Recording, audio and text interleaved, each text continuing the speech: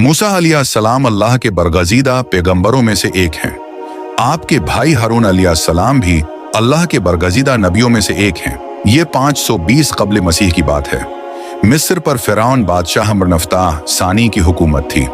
खुदाई का दावेदार ये बादशाह बड़ा ज़ालिम व जाबिर था। उसने बनी इसराइल को अपना गुलाम बना रखा था। हालांकि वो हज़रत यूसुफ के ज़माने से वहाँ रहाइश पजीर थे। हज़रत यूसुफ ने अपने वालिद हज़रत याकूब और अपने भाइयों के लिए एक क़िता है ज़मीन उस वक्त के फ़िरौन बादशाह अरयान बिन वलीद से हासिल किया था। हज़रत याकूब की यही नस्ल बनी इसराइल कहलाई, जो मिस्र में खूब फली फूली।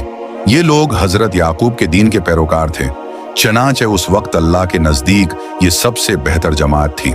उन्होंने फ़िरौन को सजदा करने और उसे अपना रब मानने से इनकार कर दिया था।